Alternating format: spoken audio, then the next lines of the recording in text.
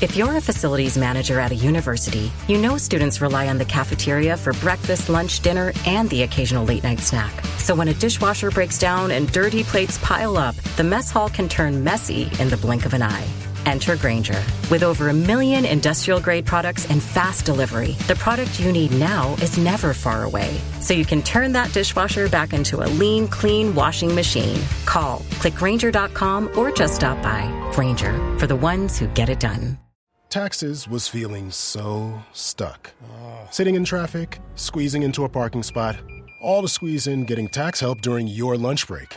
Now Taxes is a TurboTax expert who does your taxes for you, while you go about your day getting real-time notifications about their progress and the most money back guaranteed. Now this is Taxes. Intuit TurboTax. Get an expert now on TurboTax.com. Only available with TurboTax Live Full Service. Real-time updates only in iOS mobile apps. See guarantee details at TurboTax.com/guarantees. Steering wheel. Laps of steering wheel, yeah. Give me steering wheel. Hey, steering wheel. Somebody tell him to give it to him. Come on! Whoa! You like my bass? You like it? How the that's possible? I'm driving like a grandma. Get that, Ralph? Did you hear me? From our radio. Ralph, acknowledge.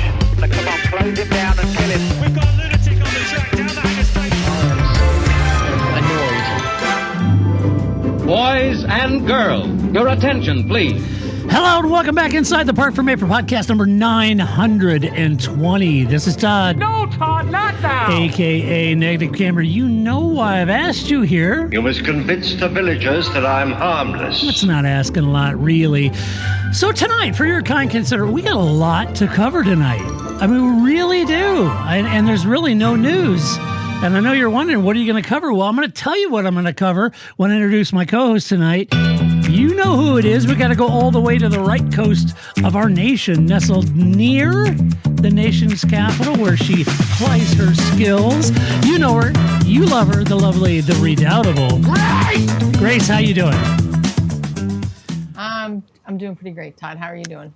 I'm doing okay. I'm hanging in there. Hey, before we get started, we got to say a huge shout out to all of our Patreon supporters. We could not and would not do this podcast without all of you. And tonight, if you are a Patreon supporter, you can join us live when we record these, like Ian and Dave and all the other people that come in and sit with us while we record, and they chat to us during the recording. Even Melton Ricky's with us. No, it cannot be Ricky. No, it cannot be Ricky. It is Melton Ricky. So they're all here. They're all enjoying and typing away, and you can do that too if you're a Patreon supporter. All right, Grace, we have a lot to cover, and you know what's coming up, the Roar at Daytona for the 24-hour Daytona race, which you all know Paul, the sporting manager of the Aston Martin racing team, Heart of Racing, is involved in. And before you, that's right. Paul's asked. That's right, Paul, our own Paul and Ian. They finished second in the championship last year. That's better than the F1 team did. Yeah. So the most successful Aston racing car. Heart of Racing. So Paul has assured us, Grace, that he's going to come on next weekend and he's going to tell us how the Roar went, what he thinks about the Daytona 2024, and then we may even squeeze some information about the Valkyrie out in Le Mans. Who knows? So it's next week, this coming weekend? Yeah, I think that's the Roar. Yeah. I know. You got to make notes. I mean, no, I just want to point out that I bought this this is totally unrelated, but I bought this very nice calendar from the race. But I'm not European, so it starts with Monday instead of Sunday. And inevitably, I've looked at it multiple times and gone, no, that's the 17th. Oh, never mind. That's Sunday, right? Yeah. I was like, I love this idea of having a little MotoGP desk calendar. Ooh, that's not going to work for me.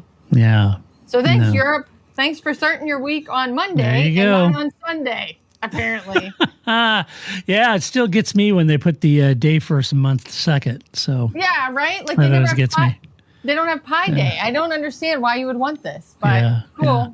Hey, Melton's right. It is a strong driver lineup for Paul's team at Daytona. So yes, that's correct. All right, we have some news to cover in Formula One, and we have some fun to cover. Well, Grace and I thought it might be fun to do this, so we're going to do it anyway.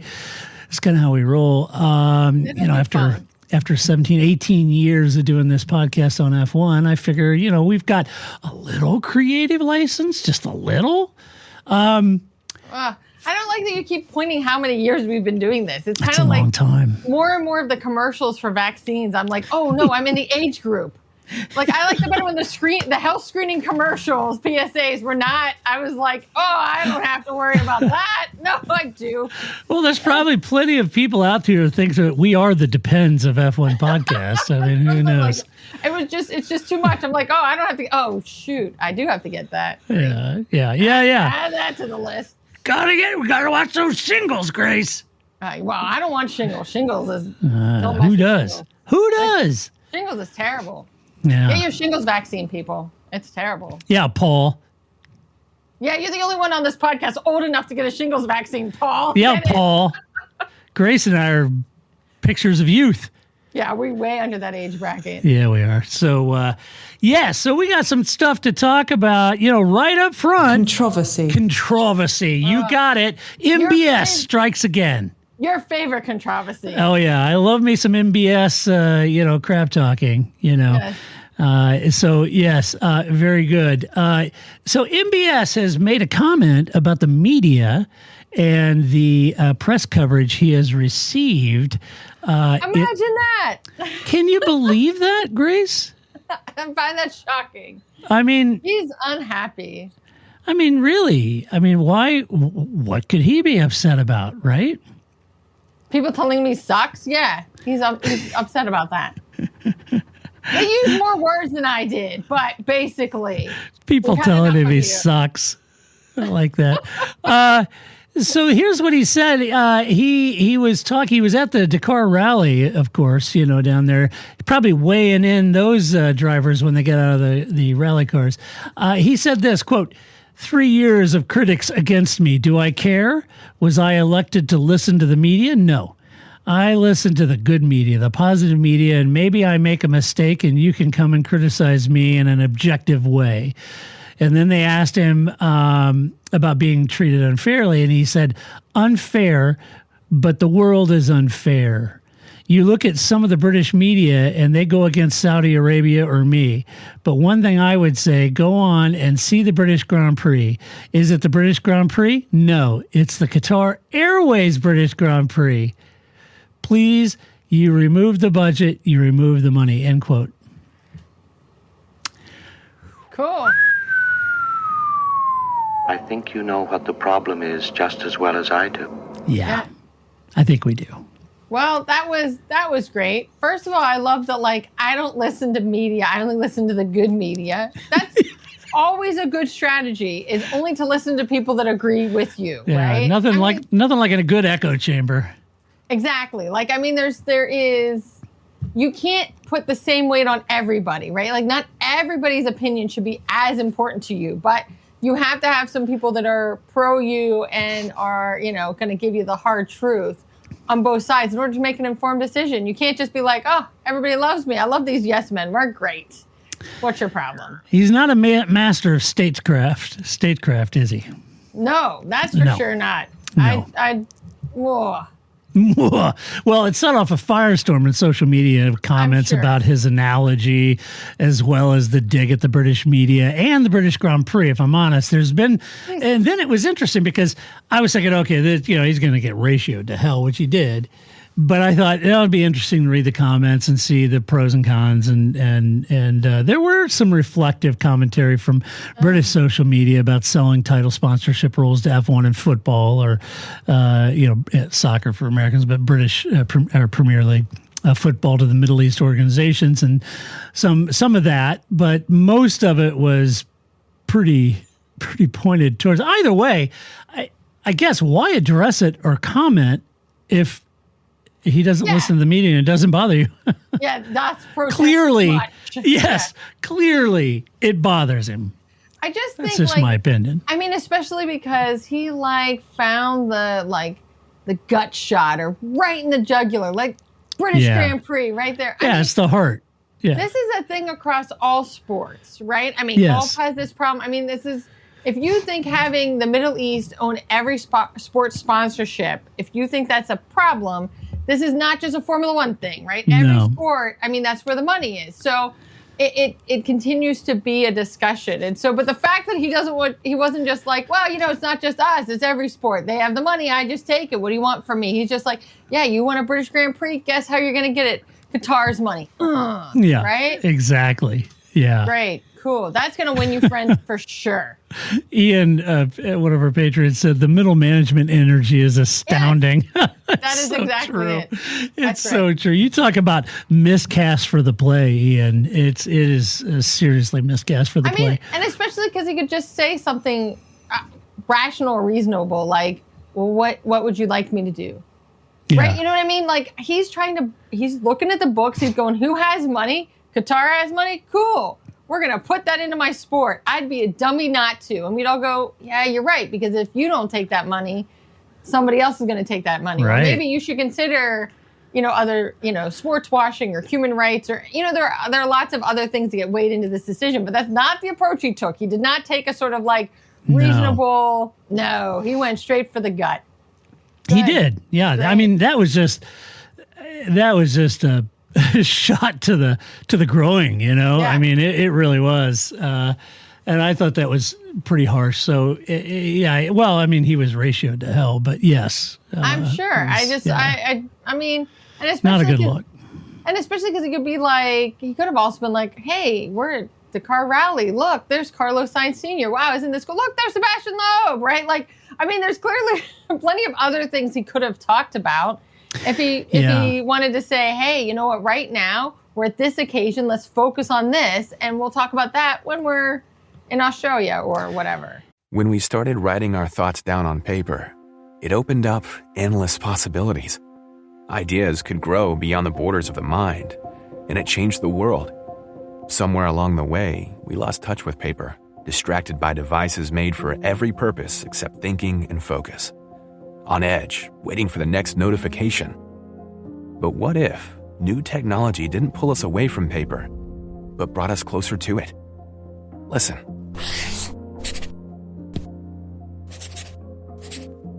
That's not paper. It's the sound of the new Remarkable Paper Pro, rewriting the future. A paper tablet with a true color ink display, gentle reading light, and unheard of tactility, with digital features for taking notes, thinking, and organizing, without any distractions. Paper is about to change the world again. Get your paper tablet at remarkable.com today. Yeah, it's always interesting to me to watch him operate because, and I don't know what the FIA's press or media group is. But you always think about it, if he wasn't so obsessed with his own agenda and ideology, he might actually, I mean, these are the kind of things, this negativity in the press and all this stuff that he's getting upset about. You want to get out ahead of the controversy, right? Yeah. And he just never does. He always seems to double down and chest pound and get bravado and defensive. And I mean, almost in some ways, I don't want to be too heavy-handed, but almost like a petulant child about it. And I mean, get out ahead of this. Normally you'd be spending your time working on the FIA brand and its governance of motorsport. And while some of the challenges that the FIA are facing and some of the things you're doing to remedy that, everything with him just seems to be personal. And there's just no room for that. And to Ian's point, this just reeks of middle management. And it's tragic that he can't take a step back and see the bigger picture here. It's almost like if somebody was like, you know what? I didn't like Jean Todt. I like this guy. Like, this is like the most polar opposite personality next to Jean Todt that's possible. Yeah. Jean would never. I mean, he faced his fair share of criticism, but he would never have engaged in mudslinging like this per se. So, he took the high road and was a professional about it. Even Max. I mean, he'd get into the mudslinging stuff, but he was a law talking guy, so he was a little smoother in what he did. But that's just nonsensical. Anyway, more reason to buy those MBS posters you want to hang on your wall and celebrate all that is MBS. That's right. Yes. All right. I'm not going to spend any more time on MBS. That's it. Doesn't really deserve our time, Grace. I'll tell you who does. The drivers. Drivers do. They do. They do. They're kind of important. They're kind of important to Formula One. At least for now, right? Because the automated, driving thing didn't work so well. That championship didn't really pan out for them. It didn't really go well. Yeah. That race didn't work. Right. So for now, the drivers are safe because that did not work. Yeah. Right. So it's interesting. At the end of 2024, all of the drivers themselves were asked to rank their choice for the top 10 drivers of Formula One season in 2024. Right. And I have that list here. Yep. And in that list, this is all of the drivers ranking their top 10. All right. At the top of that list, probably no surprise, Max Verstappen. Right. Sure. Top of the list. Number 2, your boy, Lando Norris. Yeah. Huh? Yeah. Makes sense to me. Makes sense to me. Absolutely. Number 3, my boy, Charles Leclerc. Also makes sense. Makes total sense. Number 4, George Russell. That actually makes sense to me, too. Yeah. I can be there with that. George did a hell of a job in a car that really had very little interest in doing anything other than sitting in the garage. I like that you made it like the car has a personality. Like yes, like it's a cat. Like I'm just going to groom myself today. Yeah. I'm not going to go out on the track. Yeah, no. It was. I'm going to take a nap in a sunbeam. Talk about petulant. Oh, that car was petulant. Really. Then you got number 5, Paul's boy, Oscar Piastri. There you go. Okay. Right. So, and let me back up. Lando Norris, he was up 2 spots from where they ranked him last year. Leclerc was up 2 spots from where they ranked him last year. George Russell was a new entry, so apparently he didn't even rank last year, which is bizarre. Right. That's what I actually find surprising, that this is the first time Russell was in new this year. Yeah, that's bizarre. Piastri is up 3 places from last year in 5th. 6th, Carlos Sainz. That's where he was last year. Number 7, and I wholeheartedly agree with this, Pierre Gasly. Yeah. Up 2 spots. And I totally concur on that. Yeah. 8, I agree with this one, Nico Hülkenberg. That's right. New entry. Wasn't even in the top 10 last year. So I agree with that. Number 9, you'll agree with it because I can tell because you're wearing his shirt, Fernando Alonso. Yeah. Yeah. But he was down 6. Wow. I mean... He's still on there, though. He's still in the top 10, and it's not his fault. All right? No. But it's that Mike Krack. Yeah, it's all his fault. No. I mean, I think that's fair, right? Like, because you can only give Alonso so many points. That's like being when he was at McLaren the second time. Like, you're great, you're Alonso, but GP2 engine. Like, that. Yeah, I agree. So I guess the fact that he's on there at 9th makes sense because we all know Alonso's great, but this car is not. So right. We can't make it free. Yes, and that's what Alonso thought about it. Yeah. And then finally, if you thought down 6 was bad enough, how about being down 8 in Lewis Hamilton? This I found also surprising, but I guess you could apply the same logic I was just saying to Alonso because again, I think if we were just like. If this was IROC racing and they were all in the same car, right? I don't think Alonso and Hamilton would be this far down, but you can't discount the fact that they're in cars that they just didn't do well in this year. So, yeah, I will say, in Alonso's case, his teammate didn't even register on the Richter scale, although Hamilton's teammate, Russell, up in 4th. Well, Lance is no Russell either. So. Well, no, he's not. And the other thing, let's be honest, I kind of feel like Lewis, he had a pretty raw season last year, if I'm honest. It's kind of a lame duck session. He knew he was going to Ferrari. It's not that he was phoning it in. I don't think Lewis ever does, but I do feel like, things just weren't really clicking and he's leaving and it's just, is the juice worth the squeeze, right? That's what they say. So, so that's what I noticed out of that. Now, the F1 team bosses, now this gets interesting. Mm-hmm. So that's how the drivers, just to refresh your mind, Verstappen, Norris, Leclerc, Russell, Piastri, Sainz, Gasly, Hülkenberg, Alonso, Hamilton. That's top 10. Now then they went to the team bosses, and they asked the team bosses the same question. Did Christian Horner just say, who did Toto pick? And pick the opposite. He might have. It was Toto's birthday. Was it today, yesterday, something? It's tomorrow. I don't know. Yes. It's tomorrow. It was somewhere in here. Yeah, I saw somewhere. that. So happy birthday, Toto. Yeah. You know, we're all thinking of you, buddy. So, number one, any shock here? Max Verstappen. No, right. That makes, again, good sense. Same as last year. Yeah. From the team bosses. Number two, up one place. Number two, Lando Norris. Again, makes perfect sense. Yeah. Number three, up one place, Charles Leclerc. Yeah, so I think things are tracking. Yeah, right. These three being the same as the driver, this makes total sense. I think that if we had come up with our own list, I think we'd be hard pressed to not see Verstappen, Norris, Leclerc as your top. Yeah, I agree. I agree. That makes total sense. Now, here's where things get a little different. Yeah. Number four, not George Russell, Oscar Piastri. Now, you're a McLaren fan. You'll wholeheartedly agree with that. I do, but I also think, it depends on what factors, right? What you're putting in your model, if you will, right? So I think as far as like improvement, I think Piastri should be in fourth.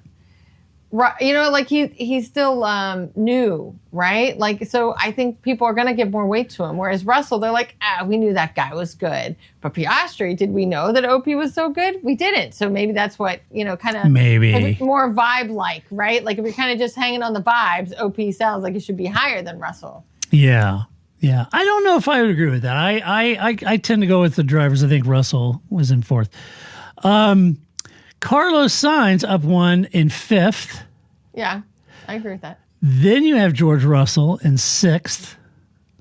I just want to be clear that it's not just because Oscar Piastri is a McLaren driver that I would put him in fourth. No, I know that. I know that. I just don't want that comment later on the YouTube channel. Like, of course they'd say that. Look, she's got a McLaren flag. Why she's so biased. Yeah, I just think that, it depends. I think the drivers are probably thinking about different things than the team principals are thinking about. And so that's why it's interesting to put these next to each other and to see in a similar way that if you put Paul's list next to my list, they probably wouldn't be the same because we would have different criteria for who we put where. So I think that's what kind of makes it an interesting comparison. Right. That's true. Who they put where, right? Now, instead of 10th, they put Lewis Hamilton in 7th. See, I don't see that. But that's just me. And up on the Russell thing, here's the error in their chart. You remember in the driver's pick, they said new entry. Yeah. But in this chart, Russell being in 6th, they say that's up 3 places from last year. That would have put him in 9th.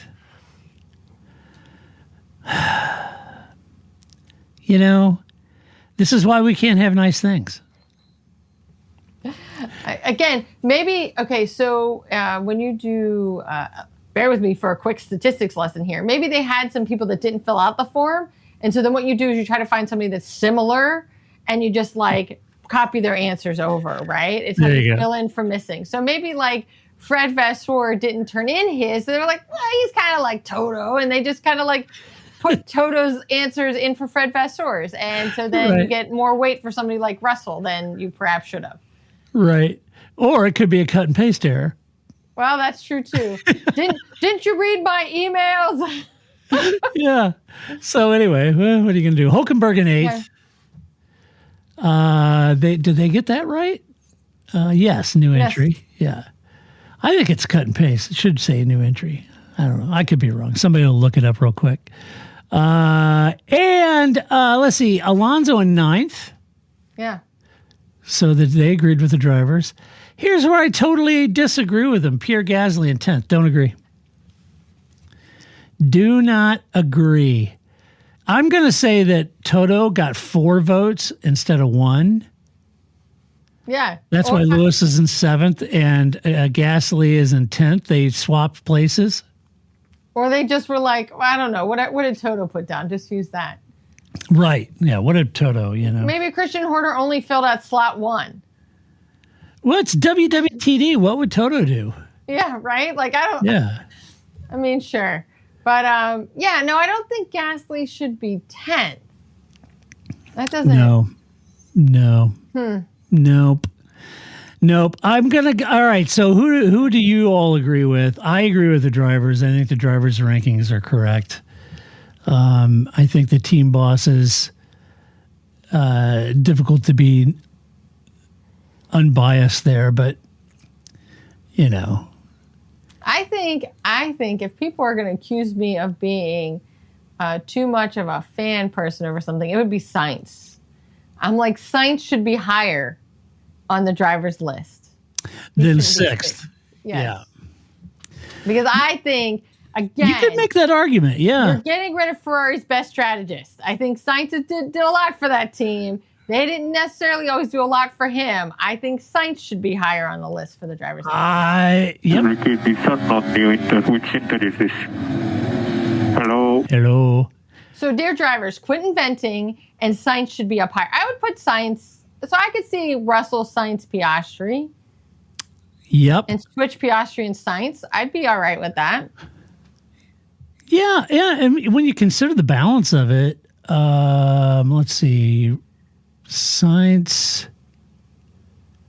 had 110 points over Russell at 86. I actually could see Sainz ahead of Russell, if I'm honest. Okay. Yeah, I mean, I think, Sainz, yes, his position in the 4, 5, 6 is for the one I would advocate. Patron, let's see what's Ian say here. Ian said drivers are ranking who they respect. The principals are rating who they fear. Who wrecks their models? It's true. Melton says, I like Sainz ahead of Russell. Yeah, me too. I agree with you, Melton. I think I could see Sainz ahead of Russell, but yes. Yeah, fair enough. Interesting exercise. So we got, so Verstappen, Norris, Leclerc, Sainz, Russell, Piastri, Gasly. I mean, both of them agreed on Hülkenberg and Alonso. Yep. So then then we could do like Gasly, Hülkenberg, Alonso, Hamilton. Yep. Okay. That's how I think yeah. What'd you say? Verstappen, Norris, Leclerc, Sainz, Russell, Piastri, Gasly, Hulk, Alonso, and Hamilton. Right. Yeah, that's kind of how I would see it. It feels weird to me to put, I don't know where else I would put Hamilton, right? But it feels weird to put him 10th. Well, it does. I mean, the reality of it is, I mean, technically, I could swap him with Alonso, probably, to be fair. Yeah, that's probably right. Yeah, to be fair, I could see where the team bosses put him at a Hulk because he had more points than Hulk. He had, he won the British Grand Prix, so, I'm probably being harsh on him. I could see Hamilton being up in 8th, then Hulk and Alonso, but... Yes, then we could do Gasly, Hamilton, Hülkenberg, Alonso. Yeah. Okay. Yeah, something like that. So I'm okay with that. All right. Yeah. Problem solved. So, so Verstappen, Norris, Leclerc, Sainz, Russell, Piastri, Gasly, Hamilton, Hülkenberg, Alonso. That's our list. Yeah. Okay. Yeah. And I'm doing it not just on pure points haul. I'm just doing it on what each driver had and what they had to face during the year, and what their equipment was and everything else. And I think. Yeah. And I think there's a lot of storylines, right, for this coming year. And then knowing that the rules, 2026 is a whole new, bang of worms. So I think that it's 25 is always going to be like, there's going to be some teams, again, like Aston Martin, that are just like, we just need a car that gets around. And we're not really worried about it because we're really focused on 26. And then you're going to have teams that are going to have to decide at what point have they moved to 26. And really stopped. It's funny you talk about, a lot of storylines because that's the next 3 things we're going to talk about. Oh, look at that. Nice segue, Grace. Thank you. So I think that's where this becomes an interesting thing, is because we're heading into 25. Yep. And the rule change in 26. All right. So up also in the news, Aston Martin making big changes over there.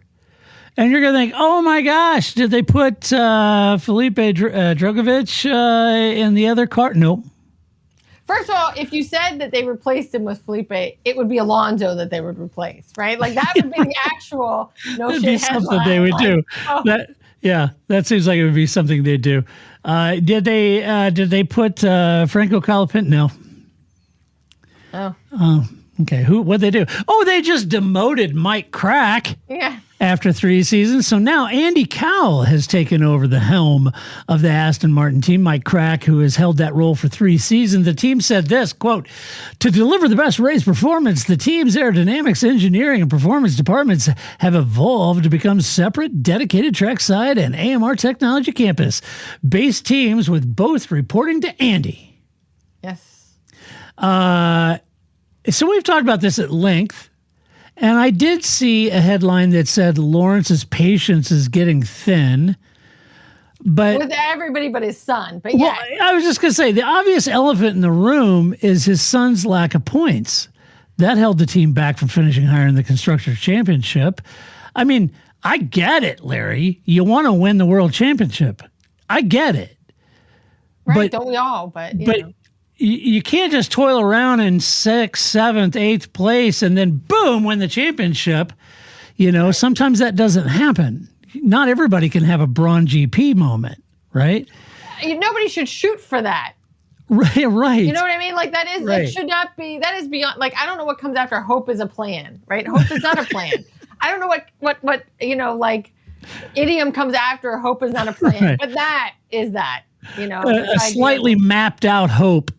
Yeah. So, you got to work towards that. And part of working towards that is getting more money by finishing higher and higher in the Constructors' Championship, i.e. as McLaren did or Ferrari's doing in the last few years. So anyway. I feel like, I'm going to, the social media guy, Kabi, who's always in Ferrari's pit, who basically just does this, right? Like somebody does some ridiculous thing and he goes, yes. All right. Genius. I love this guy. But that's what I feel like. He'd be like, Aston Martin. Right there. That guy. That's right. Your problem. Right. Lance. Exactly. So, it's nothing against Lance, but you got to maximize whatever equipment you have. And while I agree with Lawrence that they may have missed the mark on the 2024 car, Fernando did score points and Lance left a lot on the table. So part of your progression forward is moving forward in the championship. Yeah. If you feel like you can just put Lance and maybe Fernando and just kind of score whatever points you are, and if you end up 6th in the championship, whatever. But as the car gets better, then eventually the car will be so good that you could put, that you'll see Fernando winning races and Lance on the podium. I just don't know that it works that way. That is okay. So. In the off season, sir, why don't you open up your F1's app, like the subscription that you should get, I guess, as a team principal. But anyway, if you have the money, you pay for that, right? You go watch some historic races. You let me know how there has been no track history of that working out for you, for anybody. So why would you even think that's a plan? I don't know. That just seems like nonsense. This is Formula One. That's never happened. No, I don't see that happening. And I feel like in some ways, I don't know, just maybe, a lot of points on the table, a lot of money, millions of dollars left on the table. Maybe the Braun GP is the only year he's ever watched. 2009. Right. I was going to say, it keeps going back. Yeah, 9. Yeah. But that's the only season he's watched. And he's like, Brazil, I'm here for you. Right. Like maybe he's never watched any other season. Right. He thinks that's it. Maybe he's one of those new F1 fans and only got into the sport with Drive Survive. He's only ever known Gunther. Oh my goodness. I just think, what is it? What? I don't know that any sport, honestly, that's the other thing too. Like, is this what his hope and dream is? Doesn't happen in any sport, but it certainly doesn't happen in Formula One. Hey, look, Lawrence is a super smart guy, and he's done a hell of a job with the team, the brand, the mark, all of that. So I got nothing against him. I just think that I just find the situation very difficult because you're leaving a lot of money on the table by not scoring points in both cars.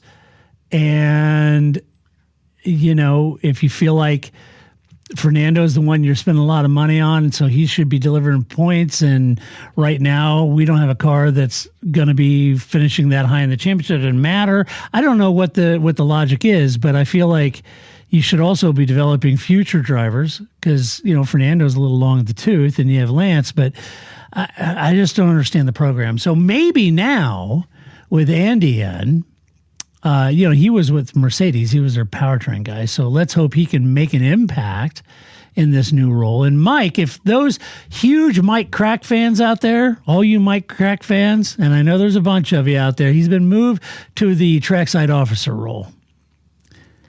So we'll know if Andy makes an impact because he'll get fired because you can't have two popes. That's true. Can you have two trackside officers? That would be great. Is trackside officer? Is that like? I don't even know what that is. Is that like veiled speak of like a pasture that you're setting a horse out into? Or like, right, your parents might have told you about your dog when they put them down, right? Like, oh, he's going to a farm in upstate New York where he can run and frolic. He can run and frolic. Yeah. Oh, what happened to Fluffy? Well, Fluffy became a trackside officer. Yeah. You know what? I always thought it was funny because you know how they have like, on the pit wall, right? They have the people that sit, everybody kind of sits inside the little tent thing, right? Yeah. With their team. I thought that once like Adrian Newey and then Jonathan should be like outside the little tent. Like we only keep Red Bull employees in here. You get to sit out there in the elements. That's where my Krack is going to sit. Not in the little tent with everybody else. He's going to sit outside of it. Outside the tent. And before you think I'm being harsh, I've been put in a trackside officer role a few times. So I know the pain, Mike. I know the pain, Mike. I just don't. Why would you take Mike and I are like this? Yeah, I don't know why you would take this job as really Andy. That's the actual question I have. I think Mike's probably calling Alan Permay and saying, "Hey, is there anybody over there? Right, or what's going on? Let's call Mattia Binotto. What's going on with Sauber over there?" Yeah, there has to be something better than being the trackside officer. But can I be a team boss in a rally team? Yeah. That would be fun. I'd be all for that. Yeah, be great. I don't know what that job actually entails, but I can do it. Sounds like fun. Maybe you can be a team boss at Trackhouse in MotoGP or Crackhouse or whatever you call them. Trackhouse, you're right. But I think the other thing too is that Lawrence can be smart about not everything, right? Like I think that's true. We all know people that you're like, they're great at this, they're great at this, that maybe not so much. Like very few people are great at everything. Don't look him in the eyes, though, Grace. It challenges him. Again, Lawrence. Like he's a cat? Yes. Okay. He's a predator, that Lawrence. I don't know. I just think, how do you live? What is that boardroom meeting like? I don't know. Don't know.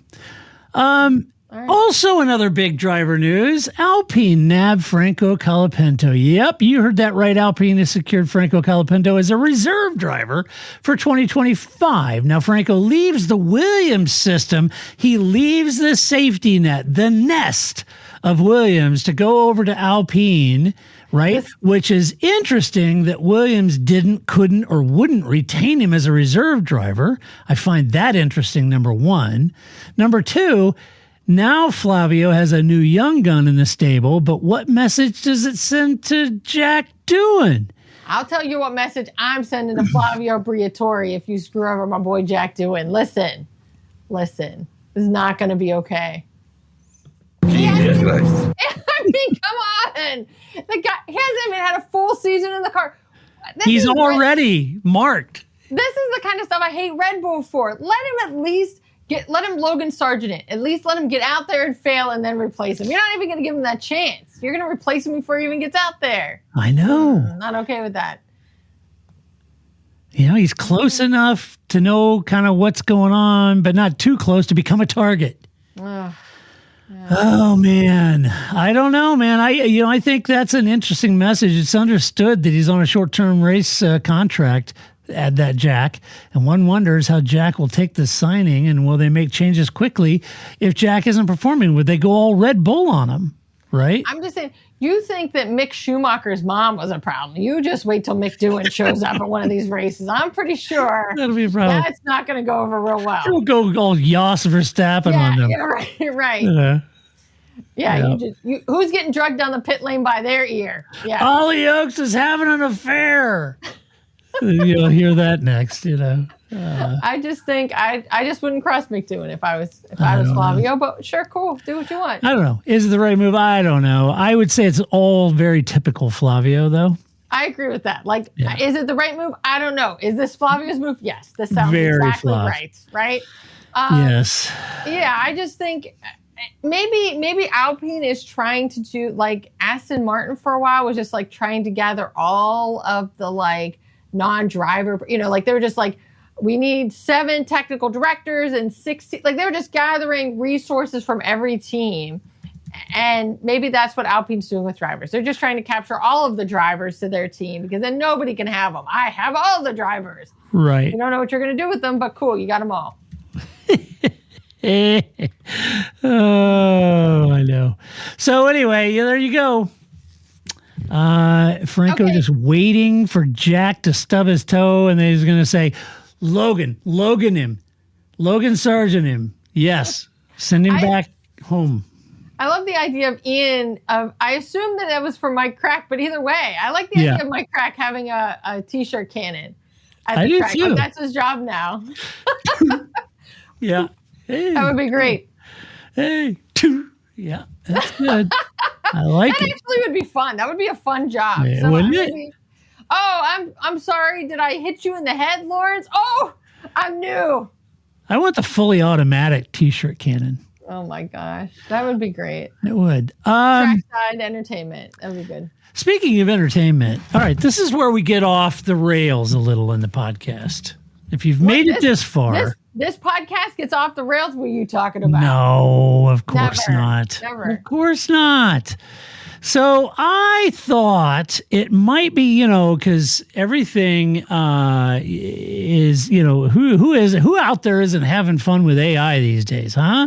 AI is ruining my life. Have we talked about this? Because somehow autocorrect, which I already hated, and I always complained that I was being gaslit by autocorrect because then I would go back and read messages and I didn't know if it was like, did I type that? Did it type that? Who typed this, right? Yeah.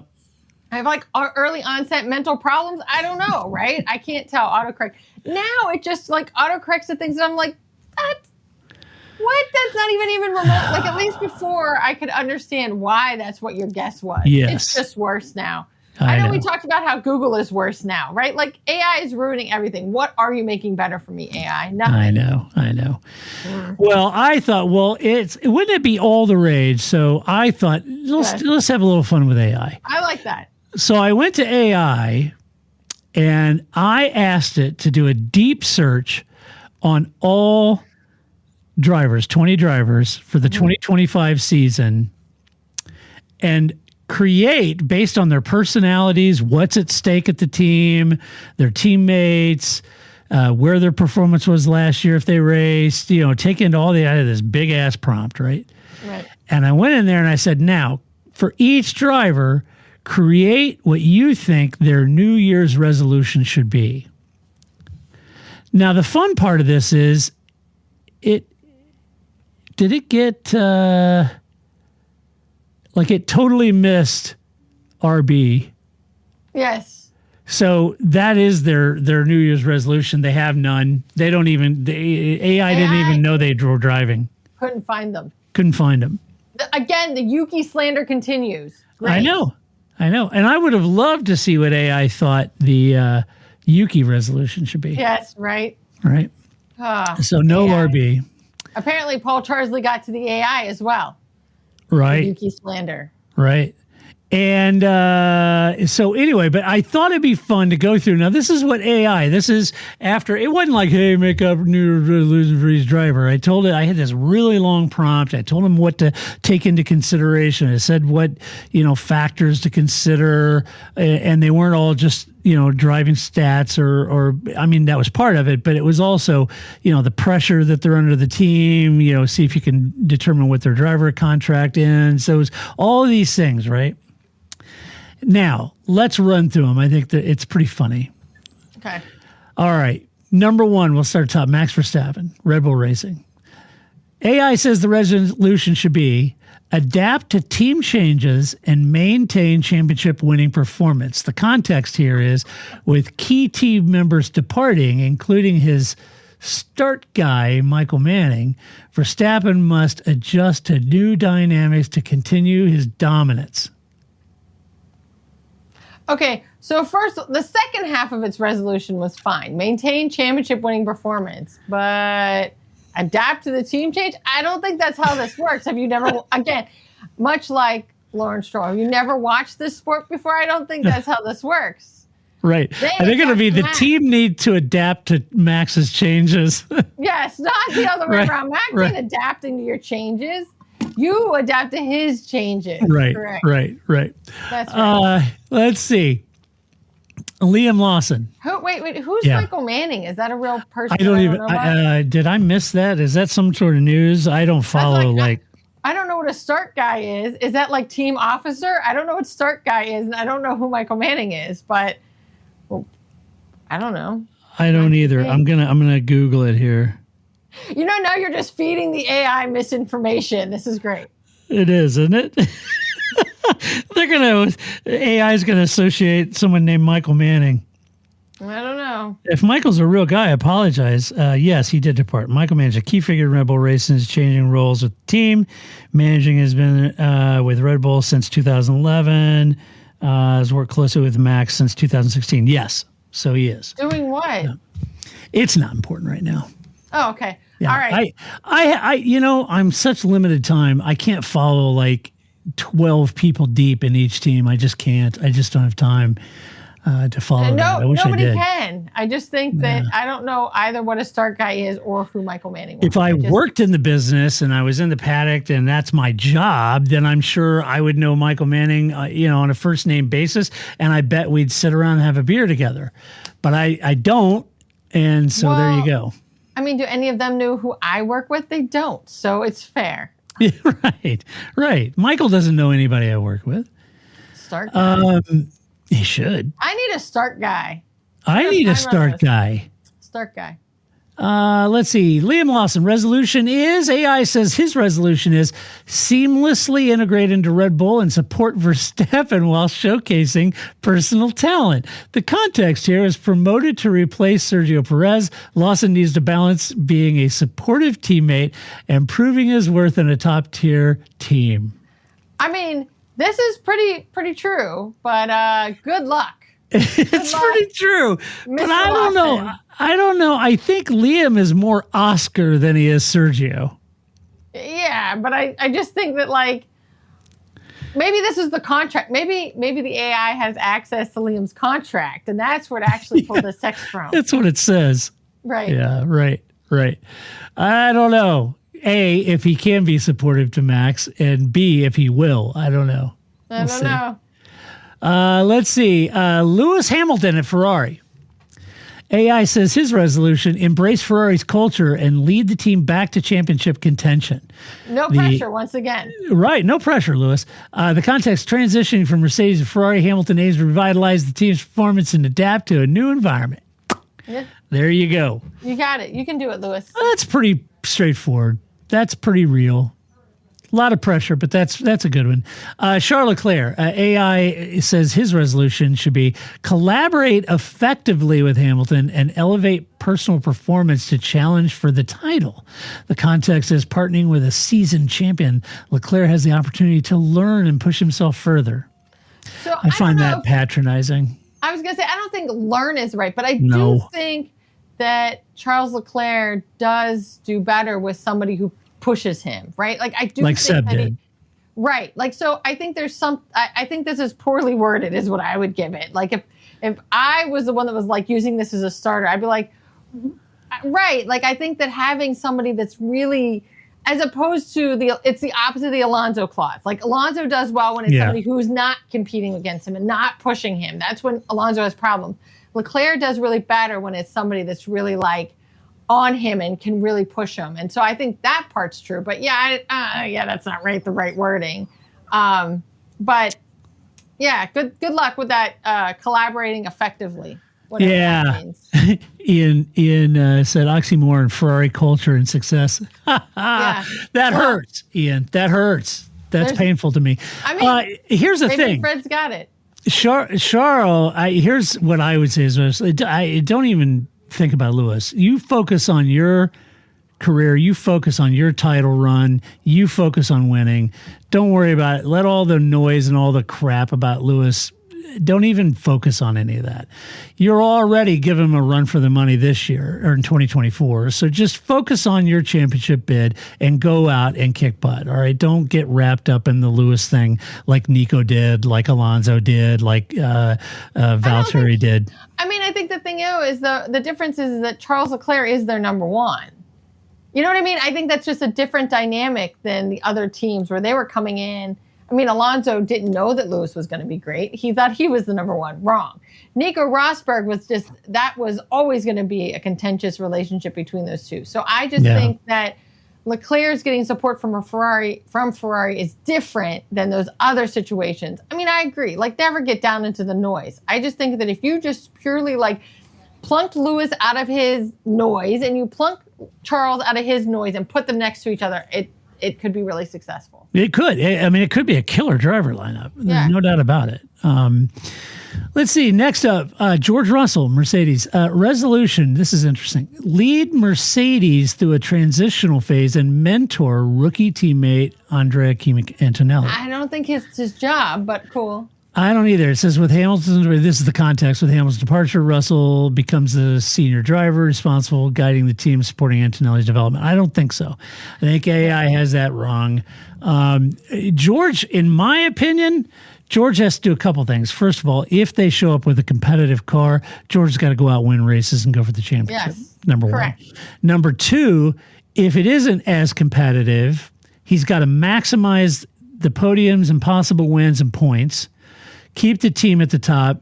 He shouldn't worry about Antonelli because Antonelli is already Toto's favorite, and he can't worry about that. What George has to worry about is his next ride. If that's going to be at Mercedes or Aston Martin or somewhere else, George has to worry about his next ride and his performance this year for George. I think he's got to be focused on George. He spent a lot of time being focused on Mercedes, being focused, on Lewis and supportive and all that kind of thing. And if he's truly in that senior team leader role, he's got to take the bull by the horns and go out and make the most of it for his future in Formula One. That's my opinion. So George basically has to become Lando Norris in the Pretty sense much. that, Lando used to kind of have that.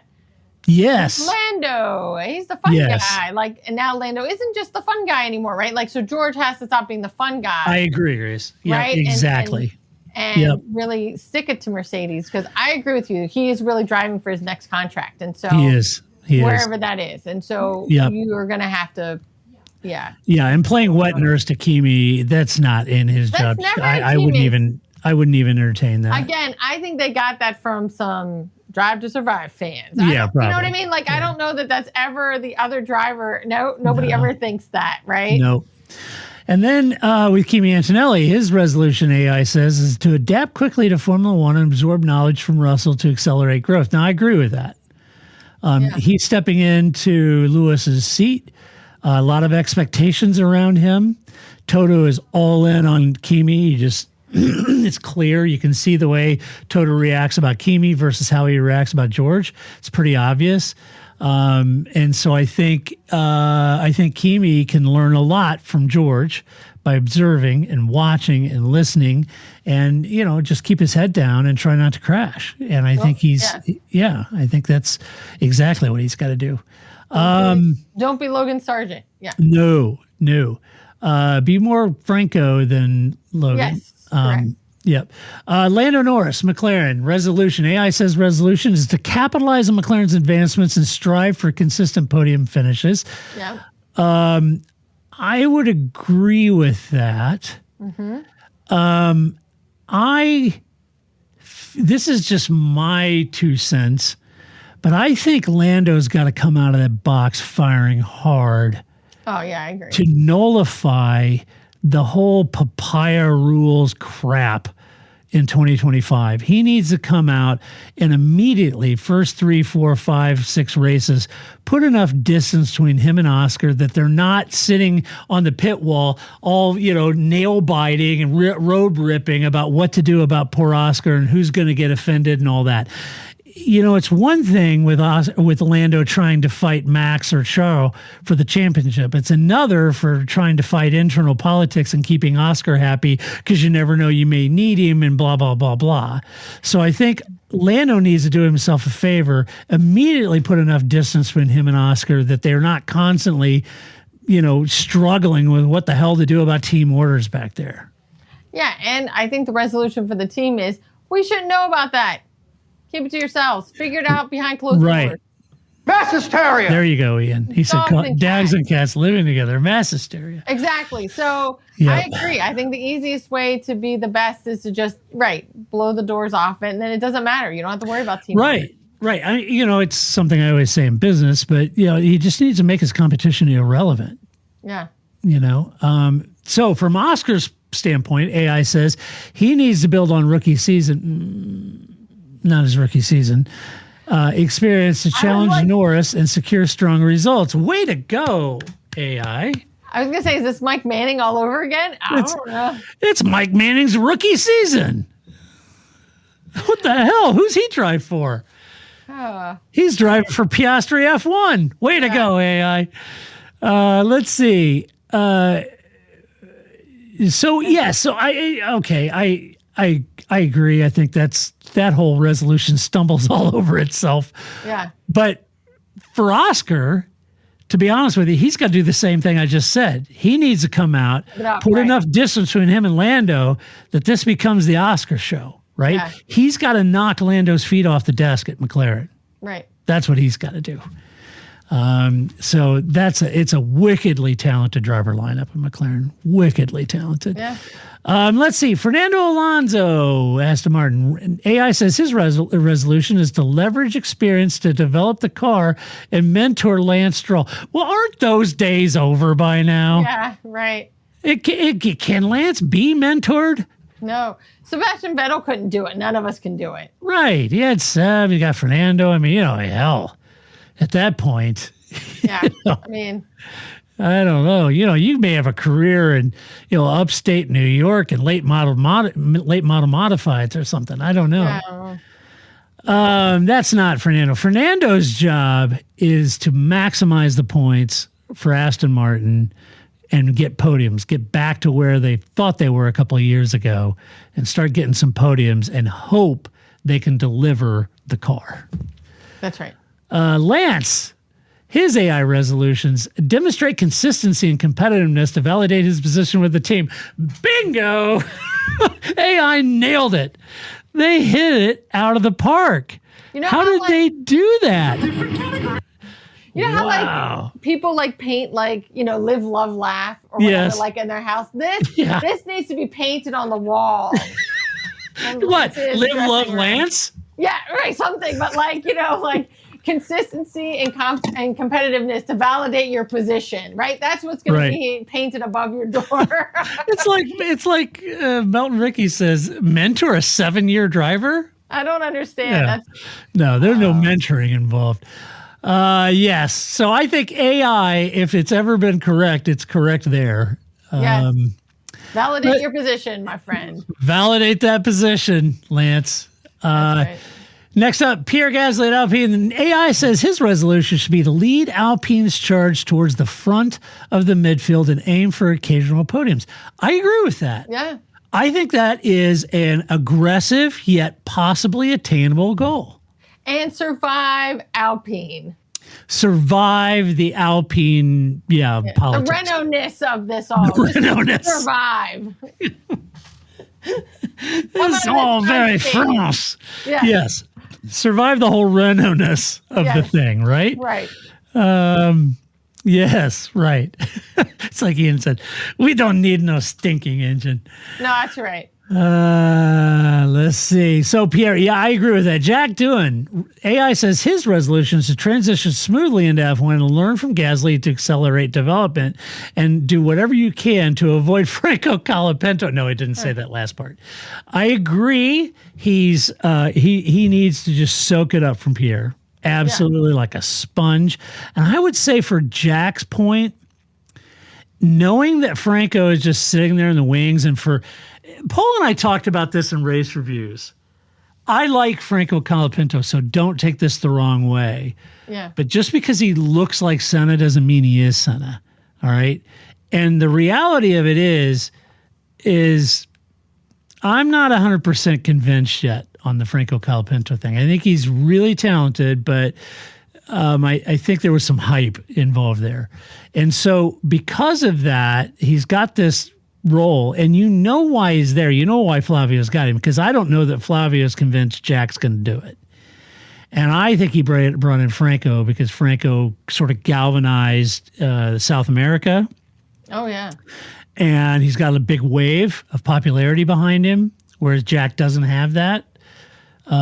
Say versus Australia, of course. But I feel like Jack needs to not wreck. He needs to go out, be as quick as he can be competitive, stay as close as you can to Pierre, but don't give the team a reason to even start sniffing around Franco. Right. Yeah. And block Flavio's number. Yes. Because if you start breaking off nose cones and stuff like that, it gets expensive. You don't want to do that. You don't want to try to overachieve in a car. Measure yourself against Pierre and shoot for trying to be close to Pierre. Not trying to win the championship. It's not going to happen. So just realistic. It's Alpine. It is Alpine. Nobody's expecting them to win championships. No. Todd. No. No. What AI is going to say, yes, aim for championships at Alpine? Where's all the water from, Todd? I don't know, Margot. Yes. Yeah, it's not happening. So, yeah, right. But I agree with you, right? They're trying to fire you before you've even started. Don't give them a reason. Don't give them a reason. That's it. You said it so much more eloquently than I did. It took me like a paragraph to say exactly what you just said. Yeah. Let's see. Carlos Sainz, Williams, resolution. AI says, utilize experience to elevate Williams' performance and mentor Franco Colapinto. So poor old Alex Albon gone. Oh. AI thinks that Franco Colapinto is the driver to team with. So poor Alex doesn't get a resolution. Wow. Let's just see what AI thinks Franco at Williams should do in 2025 as a Williams driver. Adapt to F1's demands and learn from science to establish a solid foundation. Nope. His resolution is get on that damn sim and start working. Yeah. That's his resolution. Yeah, that is terrible. That's terrible. Alex Albon. Well. Yeah, right. Let's see. Nico Hülkenberg at Sauber. Resolution AI says should be to bring stability and experience to Sauber as they prepare for Audi's entry. True. Be nice to start scoring some points over there. And hopefully Audi actually does have an entry. That's how you know that it's not pulling from somebody that's been around, right? Because it's in parentheses, if Audi actually shows up. Audi's potential entry. Right. Yeah, that's right. Yeah. There has to be some air quotes or parentheses, something around. They had it all set up, and then they fired and got Matteo Binotto and all that. It wouldn't surprise me next year if they ended up selling the whole damn team to Toyota. Nobody. I will believe it. I will believe it when they were on the grid and never sooner. Me too. Audi. Good luck. Well, let's see. Gabriel Bortoletto at Sauber. His resolution AI says is to learn rapidly and contribute to the team's progress during a rebuilding phase. Okay. So, it's been a while since I've done a race review, but when you do the race reviews, at least for me, at the beginning, I'm like, I got all this stuff. And then as you get down to the end, you're like, oh, you are fine. Haas, great job. I'm glad you didn't wreck, right? Like, I just run out of things to say. I run out of steam. We're just trying to end the show. I feel like that's what AI has done here. They're just like, you know what, Todd? Your prompt was too long. Yeah. This is all I got left. You know what? You didn't buy enough, ChatGPT tokens. You don't do the $20 a month, and you're not getting the resource and server power at this point. We didn't even give you all the drivers, but they're like, Yeah. It's just like we're done. I don't know. Esteban, Ocon, I don't know. Just trying to titty my Ollie Behrman. Just, look good and get rid of that alpaca hairdo.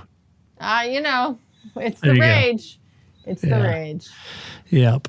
Let's see. Esteban, what did it say about Esteban Ocon? Lead Haas's efforts to move up the grid and mentor Ollie Behrman.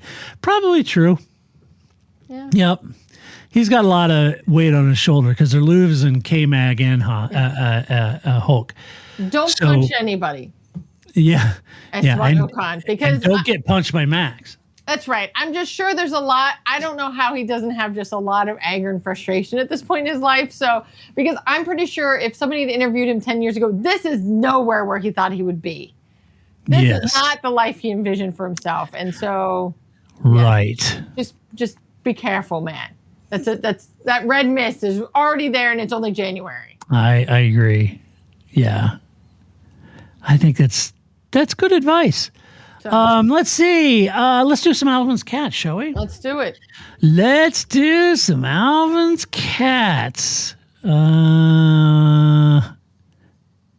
we? What? Oh, no, it all went wrong. Okay, here we go. Alvin's Cats. All right. What do you got? So are you caught up on Hell's Kitchen? Are you up to Black Jackets? Are you behind? Because we can save it to next week. Egypt just narrowly made it through. I don't understand why. Maybe I think that's a producer stepped in because I could see from a producer's perspective picking Egypt over Amanda. But Amanda scored perfect in the blind taste test. I do not understand. And her final dish looked much better than his. Yes, I was just like I think the producer stepped in because he makes better television. I could see that. Maybe. I don't know. Kyle annoys the hell out of me, though. I know. And so I turn the volume down a little. After watching the blind taste, which is always my favorite, right? Yeah. I just really think this season is like out of balance.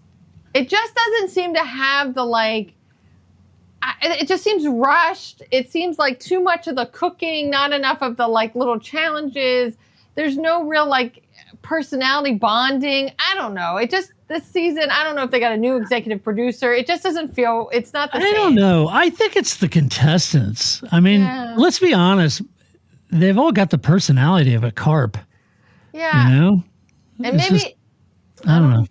I just don't see it. I don't either. I think either Hannah or Brandon are still going to win it. I think that's I think they're pretty strong. But they're both really strong. They really are.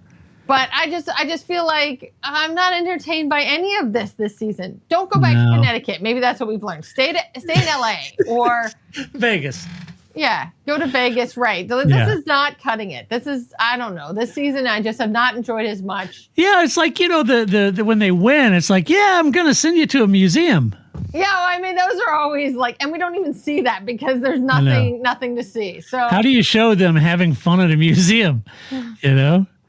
We're gonna give you when I went to the Mark Twain Museum and you walk through this old house and there's behind glass and you see this room, it's all kind of mocked up and has this button on the wall and you press it and it goes, yeah. Mark Twain used to sit by a fire similar to this one. And you're like, That's I'll be great. damned. Cool. And then you go to the next one and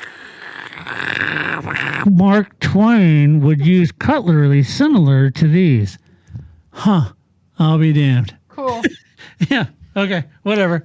You're right. Maybe that's what's missing. Some part of it was the when they would win, the bonding of each other, or the hatred of each other, or how that kind of played out in their personalities. Right. We don't have any of that. None of that.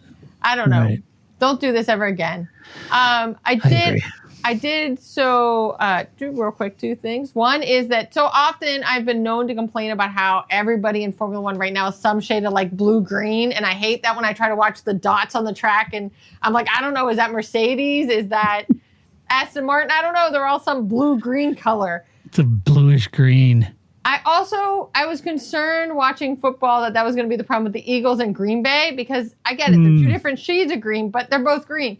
No, it was actually the Washington football team and the Tampa Bay Buccaneers. Yes. Those uniforms could have been either. I know. And I get it, white is usually what the home team, but nobody follows this rule anymore because this is also a problem I have in basketball because like the Philadelphia 76ers and Washington Wizards are all red, white, and blue. I'm like, I don't know, which, it could be either jersey. So those reds are too similar. And I was like, this would be a team nightmare if you didn't know which team was which. And also, if you haven't seen the Joseph Newgarden Fox IndyCar commercial, after this is done, look it up on YouTube because IndyCar is now on Fox and they put out this Joseph Newgarden commercial, which I found very enjoyable. And if their coverage of IndyCar is even remotely as catchy as this commercial is, I might actually watch the full season of it. Yeah. Cool. Oh, and by the way, you remember we last talked about the Chiefs? Yeah. I had somebody send me a DM and said, "Oh yeah, nice to know you're a Chiefs bandwagon fan." I love this. This is great. What? And just to set the record, I've said this 1,000 times on the podcast, but I was born and raised in Kansas City. When I was like 5 years old, my dad used to go down to these banquets where the Chiefs were at, and I got piggyback rides from Otis Taylor and Bobby Bell when I was like 4 or 5 years old. Yeah. All right. So I've been a Chiefs fan my entire life. I suffered all through the 70s, 80s, 90s, and 2000s with the Chiefs painfully, and so now they're winning and I'm really excited about it. But boy, talk about rub me the wrong way and call me a bandwagon Chiefs fan. Come on. I just want to point this out for people. People do move. Yeah. Like I grew up in Pittsburgh. I live in DC. You're a Steelers fan. Right? Always have been. Because I moved. Right? Like that happens. And so just because you don't live in Kansas City anymore doesn't mean you never lived in Kansas City because right. People my whole family, my side of the family, my whole family still lives there. I go back and see them all the time, I'm the only one that moved. So right. I was the only one that moved away. My whole family had the sense to stay there. I didn't. So I moved. I do love St. Louis, but your whole family's Western PA. Yeah, I just think it's a very funny thing that people are just like, oh, I see how it is. Really? Okay, cool. Frustrating. Welcome to the show. I know. You want some no shit headlines? I do. All right, here we go. First one up. Max Verstappen beaten to 2025 F1 title as Supercomputer predicts Lewis Hamilton to enjoy major resurgence with Ferrari. Okay, I first of all preferred when it was like octopuses or whales or like animals that picked these kind of things. Like that was cute, right? Like Punxsutawney Phil. Yeah, that adorable, right? Yeah. The prognosticator of prognosticators. Your day's coming up in like 3 weeks, man. I know. So get ready. I know. But I think that is fun. Because then they have like people who'd win the Super Bowl and it was like, you know what I mean? Like that's fun. Yeah. Supercomputers, really? Come on. I mean, that's like me doing the AI New Year's resolutions for crying out loud. What did they put in them? I want to know what they put in them. What was the prompt? Yeah. What prompt did you put in a chat GPT? I don't know. Lewis has a penchant of moving to the right team at the right time. On top of say that. He's only done it once. Okay. But that's a pretty good track record. 7 titles. I mean, in comparison to Fernando Alonso, that's true. Yeah. But I'm just saying. Yeah. Once, Fernando Alonso thought each of those were going to be great moves. He didn't think they were going to be trash moves. So, boy, was he wrong. I'm just saying that, and I feel, again, I believe in Fred Vasseur.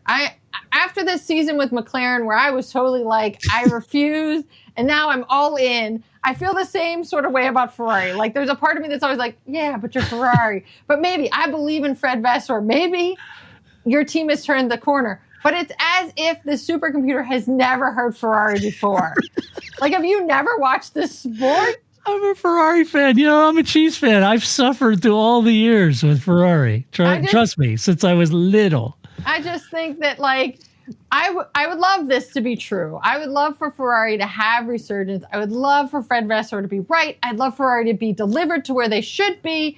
I don't want my husband to be wearing their clothing. But other than that, I would want this for Ferrari. Oh, Flip and I are like this, man. We're Ferrari buddies now. But you'd at least have to put like an asterisk or something that like, assuming that Ferrari isn't Ferrari, right? Like I just... Right. See, here's the problem. See, Flip, as soon as Lewis retires and he's not Ferrari, he'll ditch the whole Ferrari thing. That's right. I can't. Yeah, it's there for life. I can't do it.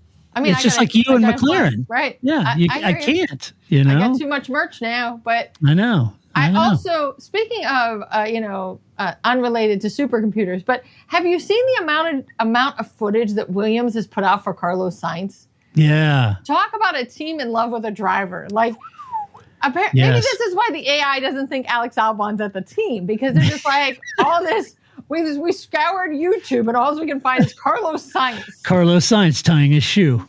Yeah, it's like bloopers behind the scenes. Like, how much... And I mean, they only did like one filming day. Like, how is that the video we didn't know we needed? A blooper reel of Carlos Sainz? Of course we do. I mean, if you've never watched any of the unboxed videos of him and Charles Leclerc, they're great, right? Yeah, so I think that there's just, I was just like, wow, that's a lot. That's a lot of content. Really, and they were really squeezing that. Well, good on him though, right? Make hay while it shines. You know, you spent a lot of money on this dude. And you might as well capitalize on the whole brand, right? Yeah. But might as well. The warm embrace of James Vowles is not really leaning towards Alex Albon right now. Yeah. No. Alex who? Yeah, exactly. I'm sorry. Yeah. I'm going through a tunnel. I'm sorry. Yeah. Yeah. Sorry, I can't hear you. You're breaking up, Alex. I'm sorry. I don't know. Hey, Ian said at least the groundhog went to the trouble of crapping on a square. Oh, boy. Yep. So there you go. And my final no shit headline is Spa-Francorchamps dropped from F1 schedule in 2028 and 2030. Now, that is true. So this isn't really a no shit headlines. This is a frustrating announcement. And if you guys, you remember I was talking about how patronizing it was with the whole Cadillac Andretti to F1 thing, where they were bad mouth. As soon as the two, jerks leave, then all of a sudden it's the greatest thing since sliced bread. Yeah.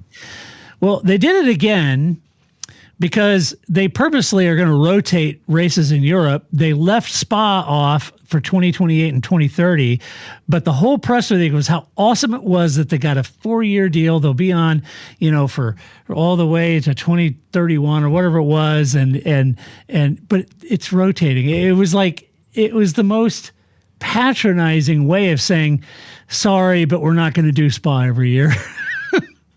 It's horrible. And especially because it's Spa. Exactly. I mean, you can't. Yeah, F1. exactly. I don't even know where to start with you. Spa, untouchable. Monza, Monaco, Suzuka, Canada, British Grand Prix. These are the untouchables. You can't. If you want to rotate a race, okay, pick Qatar or Saudi Arabia or Bahrain, for crying out loud. For EMEA, if you want to rotate races through there, you got 8 races or so, rotate that off. But Spa? Come on, man. Or just get rid of Miami. Problem solved. Problem solved. Right. Get rid of the parking lot. So I am furious about not doing Spa every year. It's it's disappointing, Formula One. Very disappointing. It is disappointing. And I guess my heart of hearts, I hope they just we were just kidding. Well, I can't wait till one of them, can't re-up or can't make it like China did or something, or India or Taiwan. And they're like, oh, well, here, let's call Spa real quick. Yeah. Hello? Okay, could you race this year? Bedankt. Yeah. The Belgian people deserve better. Yeah. I have lots of Belgian friends that I know and love dearly, and they deserve better because they created one of the greatest racing tracks in the history of this planet, and they deserve better. All right, that's it for this podcast. And you don't want the Ardent Force to come for you. No, you do not. It's like the forest in Battle of Helm's Deep. It just moves.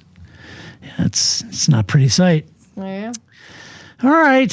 Well, that's it for this podcast. But next week, Grace and I will be back because Paul says he's busy. He's wanting to join us next week. Oh, Yeah. he's all right. Well, He's that's bored. Right. He's got Daytona.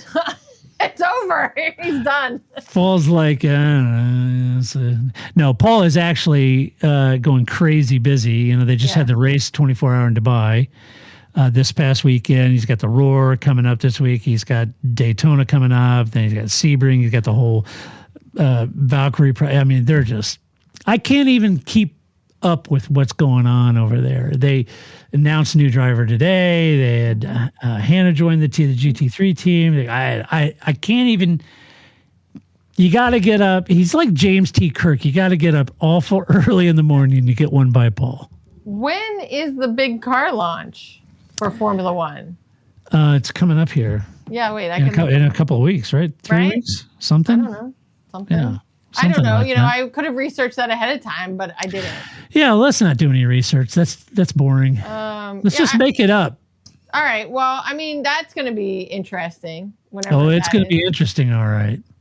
Yeah, if I was like a professional, I really thought I had that on my calendar. Apparently, I don't. So. I thought I had it on my calendar too, but I don't for some reason. I blame the AI. It erased it. Oh no, there it is. It's the 18th of February. There you go. I blame Mike Krack mainly. It's on a Tuesday? That seems odd. Well, Moody Blues like Tuesdays. And Nights in White Satin.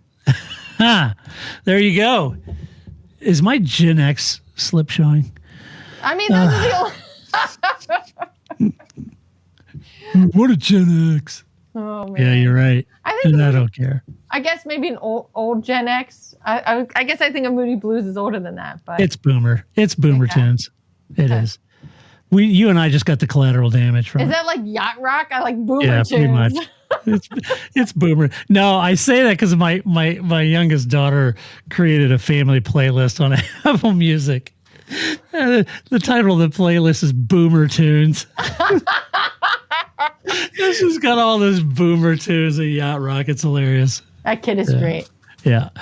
Anyway, all right. Well, we will be back next week to do it all again. If you like the podcast, go over to your favorite podcast player, give us some love, share it with a friend, tell somebody about it. And that would be awesome. And again, a huge thank you to our Patreon supporters and other supporters. Really appreciate your support as always, and couldn't and wouldn't do this podcast without you. You can go to the website, theparkformay.com, share your opinion on this or any other topic you would like to share. You'd like to give us your top 10 ranking. If you'd like to give us your New Year's resolution for the drivers, that's fine. Or maybe you could create a New Year's resolutions list for the team bosses. But don't include Mike Krack, because he's not one anymore. So... The AI may still think he's there. I bet it does. So anyway, until next week when we come back to do it all over again, this is Todd, a.k.a. Negative Camber, saying so long, Grace. See you next week. That's it, man. Game over, man. It's game over. I feel I've got to prove it all. I don't really want to prove anything. I started as an amateur with no idea or no intention of becoming world champion.